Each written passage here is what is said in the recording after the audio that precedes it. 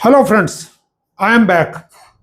और हम अपनी डिजिटल इलेक्ट्रॉनिक्स सीरीज में, जिसमें हमने एनकोडर, डिकोडर, मक्स, डीमक्स, ये सब चीज़ें कवर करी थी। आज उसी सीरीज में हम आगे करने जा रहे हैं कवर, जो है वो है आपका flip flop and latches. These two are very very important thing.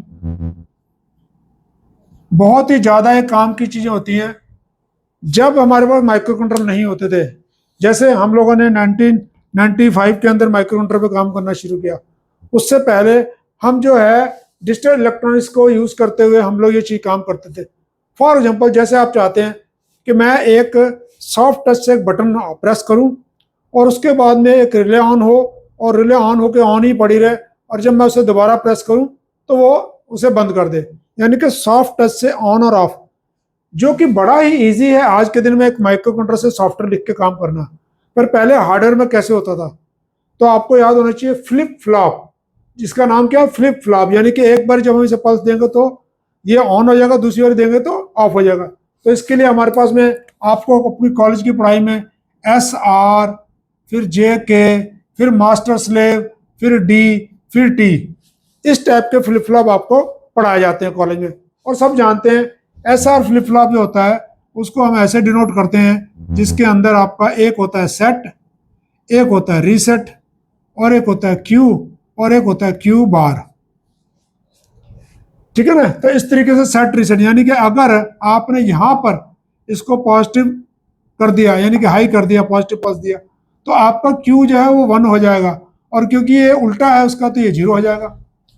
और जब आपने यहां पर पल्स दे दिया तो ये इसको 0 कर देगा और इसको 1 कर देगा। As the name indicate, set मतलब इस क्यू को 1 कर दे, और रीसेट मतलब इस क्यू को जो है, इसको क्यू को, तो रिलेशनशिप जो है सेट रीसेट की इस क्यू के साथ ही है। तो अब देखिए, अब कहीं पर गलती से आपने इन दोनों को ही, तो आपको मैं एक रियल लाइफ एग्जांपल देता हूं।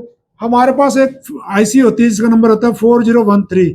ये डुअल फ्लिप फ्लॉप होती है आईसी, सेट रीसेट की फ्लिप फ्लॉप की आईसी है। तो अब देखिए क्या हुआ, इसके अंदर जो है आपका क्या हुआ, हमारे पास में 2 ब्लॉक है, मतलब डुअल मतलब ऐसे 2 ब्लॉक है बेसिकली, और इसके साथ में इसका जो है आपका।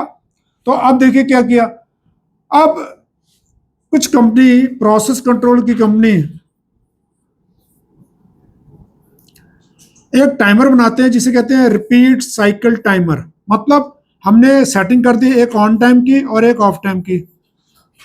ये थंबनेल वगैरह लगाकर यूज करते थे, तो ये ऑन टाइम है और ये ऑफ टाइम है। और इसके इस सर्किट के आगे यही वाली आईसी लगती थी, SR वाली, और यहाँ से हमारी रिले ऑन ऑफ होती थी। अब हमें पता था इस चीज़ का, तो हमने क्या किया, एग्जीबिशन में जब गए तो उन्होंने कहा भी हमने बना रखा है। तो मैंने कहा यार ऐसा करो, दोनों में सेम टाइमिंग सेट कर दो, यानी कि यहाँ मान लीजिए 200 है, यहाँ 200 सेट कर दिया। तो क्या हुआ, जब ये 200 सेट कर दिया तो आपको पता है दोनों में पल्स सेम टाइमिंग पे है, क्योंकि दोनों का टाइमिंग बेस तो एक ही है जहां से पल्स आ रही है। तो जैसे होता है तो ये आईसी आपकी डैमेज हो गई। डैमेज हो गई तो इसने काम करना बंद कर दिया। तो बिना डिब्बा खोले ही हमें पता लग गया कि उन्होंने किस लेवल पे हार्डवेयर बना रखा है। तो हम लोगों ने जो है, हमने ये आईसी ने यूज करके, और आपको पता है इसके अंदर जो होता है वो कैसे बनते हैं, वो नैंड और नॉर गेट से फ्लिप फ्लॉप बन जाते हैं, जिसके अंदर इस, अगर हमने आपके जिसके अंदर आप सेट रीसेट पे दोनों पे 1 कर दोगे तो काम तो नहीं होगा, बट ये आईसी खराब नहीं होगी। तो हम लोग जो है इस तरीके से बनाते थे। तो मेरा कहना है, इस तरीके से क्या होता है, आपका जो है आप सॉफ्टवेयर से इसे, जैसे एग्जांपल के लिए तो हमने क्या किया, यहाँ से एक रिले ले ली, एक एलईडी ट्रांजिस्टर लगाया, और यहाँ से हमने एलईडी लगा दी उसकी। अब ये रिले जब ऑन होगी तो आपका बल्ब ऑन हो जाएगा। तो क्या किया गया, हमने पावर ऑन होते समय ही इसने रीसेट कर दिया, और उसके बाद में हमने एक स्विच लगाकर यहाँ पर एक ये स्विच दे दिया। पावर ऑन हो गया, पावर ऑन होते समय क्योंकि यहाँ से स्पाइक आएगी, उससे समय रीसेट हो गया, और इसको हमने NC छोड़ दिया, नो कनेक्शन करा। और जैसे ही आपने बटन दबाया, पुश बटन दबाया, तो क्या हुआ, ये आपका ऑन हो गया। तो सॉफ्ट टच से जो है हमने इसको ऑन कर दिया। और अब आप इसको रीसेट करना चाहते हैं तो नेक्स्ट बात है, कोई ना कोई टाइमर चल रहा होगा। उस टाइमिंग के बाद में जब टाइमर ओवरफ्लो होगा तो यहाँ से पल्स आएगी, तो यहाँ से पल्स हमने आके इसको दे दिया। अब ध्यान से देखिए, अगर आपको इलेक्ट्रॉनिक्स के बारे में नॉलेज चाहिए पूरी, तो ध्यान से देखिए, यहाँ से जो आएगा तो ये क्या करेगा, ये जो पल्स आएगी तो ये कैपेसिटर को डिस्चार्ज करने की कोशिश करेगी। जैसे ही हाई होगा तो इस कैपेसिटर को डिस्चार्ज करना शुरू करेगी, क्योंकि यहाँ पर तो लो था।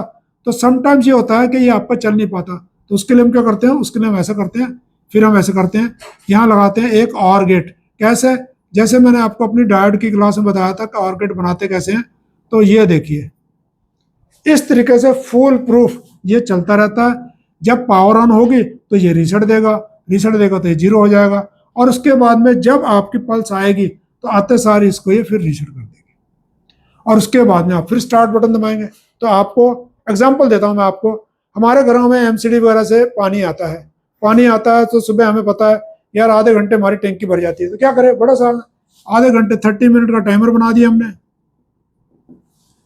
अब ये टाइमर कैसे बनाते हैं वो अभी मैं बात करता हूँ मैं आपके दूसरे फ्लिप फ्लॉप से। तब क्या किया, उसके बाद में जो है आपका, और इधर क्या किया, मैंने सुबह स्टार्ट करके मैं अपने काम पे चला गया, मैं अपना काम करता रहा। अपने आप 30 सेकंड, जब 30 मिनट जब हुए तो उसने अपने आप आके पल्स आके मेरी मोटर को ऑफ कर दिया। सिंपल सा छोटा सा सर्किट बन जाता है कि आदमी को आपको ध्यान नहीं रखना, क्योंकि अपने आप बंद कर देता है। अब ये बनते कैसे हैं, टाइमिंग लाते कैसे हैं, तब आप क्या ध्यान से देखिए। मैंने आपको एक एप्लीकेशन बताई SR फ्लिप फ्लॉप की, इसके अंदर जो रेस अराउंड कंडीशन होती है उसको JK फ्लिप फ्लॉप में रिमूव किया जाता है। बट नॉर्मली हम लोग इंडस्ट्री में ज्यादातर D, जिसे हम डेटा या डिले कहते हैं, T फॉर टॉगल, वो यूज करते हैं हम। तो टॉगल में क्या करा जाता है, देखिए मैं आपको बताता हूं आपको, और D फ्लिप फ्लॉप में क्या होता है।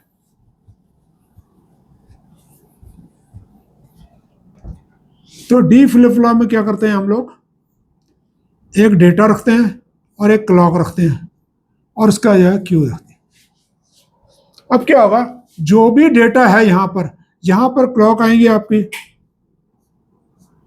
और इसके मान लीजिए राइजिंग एज पर। बट अगर आपके इस जो आईसी चूज करिए और उसके ऊपर ऐसा दे रखा है, ऐसा नॉट दे रखा है, गोल सा बना रखा है, इसका मतलब होता है कि वो फॉलिंग एज पे काम करेगी। पर मैंने जब ये आईसी बनाई है उसमें मैंने वो नॉट नहीं दिखा, इसका मतलब वो राइजिंग एज पे काम करेगा। तो what ever data is available, अब यहाँ पर डेटा का होगा, कभी हाई हाई होगा, कभी लो लो होगा, कभी हाई लो होगा, ऐसे करके कुछ भी हो सकता है डेटा। तो डिपेंडिंग अपॉन, मान लीजिए जो आपका ये डेटा था जब हाई था, तो उस समय पहले जब पावर ऑन हुआ तो ये यहाँ से रीसेट हो रखा है, तो ये लो था। पर जैसे ये क्लॉक आई और उस समय डेटा हाई है तो ये आपका आउटपुट हाई हो जाएगा। तो हुआ क्या, हुआ ये कि बेसिकली जो भी डेटा, और मान लीजिए उसके बाद में डेटा इमीडिएटली लो हो गया, पर वो डेटा अगला तब तक रिफ्लेक्ट नहीं होगा जब तक दोबारा राइजिंग एज नहीं होगी। इसका मतलब जो है एक क्लॉक पल्सेस का डिले हो गया। Whatever data is there at the data input, उसको आउटपुट में इफेक्ट लाने के लिए आपका एक क्लॉक पल्स, देखिए राइजिंग एज पिछला था, उसके हमें हाई गया, फिर लो गया, फिर दोबारा जब आया एक क्लॉक पल्स, इसीलिए हम इसे कहते हैं डिले। इसका मतलब क्या है, जब भी कभी आपको, हाल तो ये सब तो आज के दिन में एम्बेडेड के अंदर माइक्रो कंट्रोलर के अंदर ही हो जाता है डिले, पर अगर मान लो हार्डवेयर से आपको डिले पैदा करना तो आप ये करते हैं इसको, तो एक ऐसे लगा सकते हैं, तो उतनी क्लॉक पल्स के हिसाब से आपको 4 क्लॉक साइकिल्स का 10 क्लॉक साइकिल का डिले रहेगा। और इसी के अंदर जो है हम आपको क्या करें, अगर मैंने ये कर दिया, ये डेटा था, ये इसका क्यू था और ये क्यू बार था, इस क्यू बार को मैंने लाकर इससे जोड़ दिया, तो ये आपका बन गया टॉगल फ्लिप फ्लॉप। तो ये देखिए क्लॉक हो गई यहाँ पर, तो ये आपका टी बन गया। कैसे बन गया देखिए ध्यान से, अब ये आपका आउटपुट है। तो सपोज करिए हम लोग जो है ये आपका मतलब पहली बारी जो है आपका डेटा आप क्लॉक मानिए ये सच, क्योंकि अगेन मैंने इसके ऊपर नॉट नहीं बनाया, तो राइजिंग एज की बात करते हैं। देखिए क्या हुआ, आपको पता है जब ये पावर ऑन होगा तो ये रीसेट हो जाएगा, तो यानी कि ये 0 रहेगा, ये 1 रहेगा। अगर ये 0 1 है तो ये 1 ही घूम के डेटा टी पे आ रहा है, इसका मतलब क्या है, ये पहले 0 था, जैसे पहली क्लॉक पल्स आएगी तो ये हाई हो जाएगा। जब ये हाई रहेगा तो उसमें ये 1 हो जाएगा, तो ये 0 हो जाएगा। तो अगली क्लॉक पल्स आएगी जैसे, तो ये अपने आप लो हो जाएगा। तो आप ध्यान से देखेंगे ये ऐसे आउटपुट चलनी शुरू हो जाएगी। अब देखिए कितना ज्यादा ये हमारा यूज होता है इंडस्ट्री के अंदर। आपने काउंटर्स का नाम सुन रखा है, 4 स्टेज काउंटर, 8 स्टेज काउंटर, उसके बाद में हमारे पास में 4020 4040 4060 16 या 12 स्टेज के हमारे पास काउंटर्स है। तो देखिए क्या किया, अब ध्यान से देखिए मैंने इसे कैसे कह रहा हूँ डिवाइड, और इसको हम डिवाइड बाय 2 भी कहते हैं। मतलब जो फ्रिक्वेंसी यहाँ आ रही होगी उसकी आधी फ्रिक्वेंसी यहाँ आएगी। कैसे आएगी, बड़ा आसान काम है। देखिए क्या हुआ, ये हमारा 1 क्लॉक साइकिल है, ये 2 क्लॉक साइकिल है। तो इस 2 क्लॉक साइकिल पर जो आउटपुट है वो ध्यान से देखिए, वो एक बार जाकर यहाँ, यानी कि वो 1 क्लॉक साइकिल हुआ, ये 1 हुआ और यहाँ ये 2 लग गए, इसका मतलब डिवाइड बाय 2 हो गया। तो ऐसे ही इसी टी के आगे, इसके आगे ही फिर मैं इस ये अगले को क्लॉक दे दिया, ये आगे क्लॉक दे दिया, ये भी डिवाइड बाय 2 हो गया। तो divide by 2 divide by 2 divide by 2 divide by 2। अभी मैं आपसे बात कर रहा था कि हमने 30 मिनट का टाइमर बनाया। तो 30 मिनट का टाइमर कैसे बनता है, इन्हीं से, इस डिवाइडर से ही बन जाता है। इन्हीं को हम काउंटर की तरह यूज करते हैं, क्योंकि काउंटर में क्या होगा, डिवाइड बाय 2 करके हमारा टाइमिंग आता जाएगा।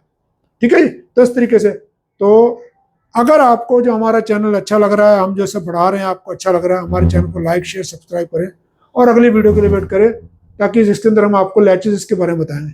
Thank you and have a nice day.